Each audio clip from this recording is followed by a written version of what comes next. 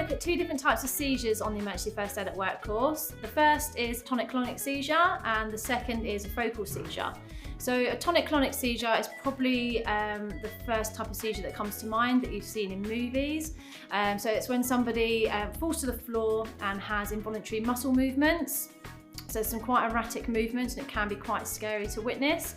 You may also see somebody show an arching of the back and also maybe soiling themselves, eyes rolling back, maybe stopping breathing for a period of time, and also maybe some blood at the mouth as well, where perhaps they've bitten their tongue.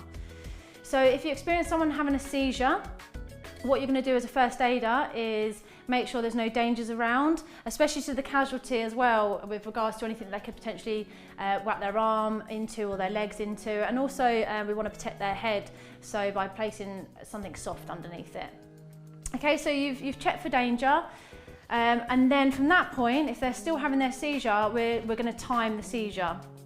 The reason we time the seizure, if it goes on for any longer than 5 minutes, that can be quite dangerous for the casualty, so we need to make sure there's an ambulance on its way. Okay, so we've timed the seizure.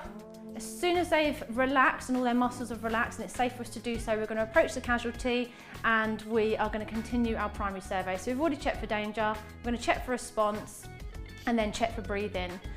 So epilepsy is just one reason why somebody may have a seizure. There are multiple others, and one of the other ones is a cardiac arrest. So that's why it's so important that we check for breathing as quickly as possible.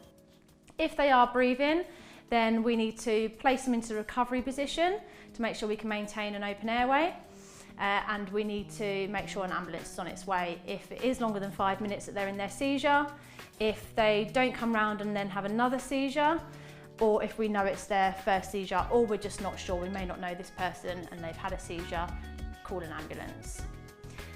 The second type that I mentioned earlier is a focal seizure. So this is where somebody may just be almost staring into space, so an absent seizure.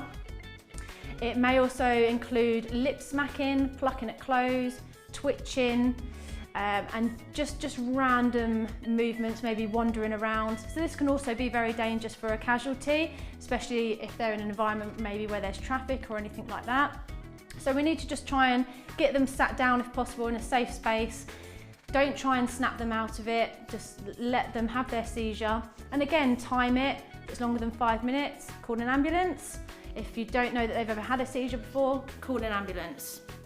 Okay, and just be really reassuring when they wake up and remind them where they are. Okay, so some more don'ts when it comes to seizures. Don't ever try and wake them out of it, so snap them out of it by trying to scare them or anything like that. When they're having a tonic-clonic seizure, so they're on the floor having their involuntary muscle movements, don't try and restrain them in any way because that could cause more damage. And also to yourself as well, someone's going to be especially strong when they're in that state. So just take a step back and allow the seizure to happen.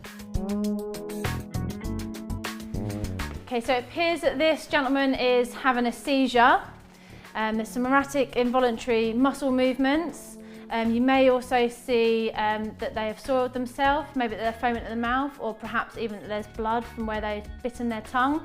They may even stop breathing for a period of time, so it can be quite scary to witness. Make sure there's no danger. If there is anything potentially that could harm the casualty, move that out of the way so they don't knock their head or their arms or their legs or any part of their body.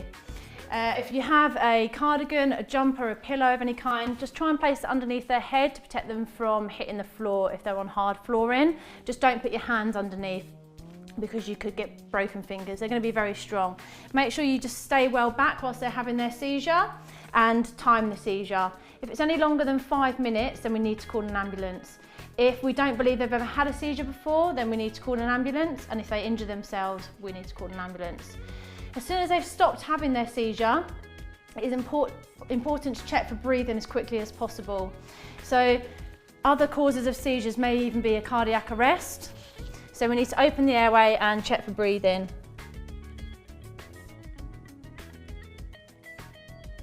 This gentleman is breathing, so I'm going to ask for an ambulance because I don't know if he's got epilepsy or what's happening with this casualty. So I'm going to call for an ambulance and place him in the recovery position. My name's Michelle, I'm a first aider. I'm just going to put you in a more comfortable position.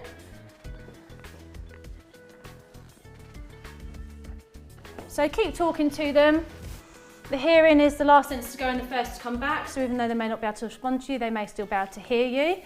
And just keep reassuring them and checking back on their breathing from this position.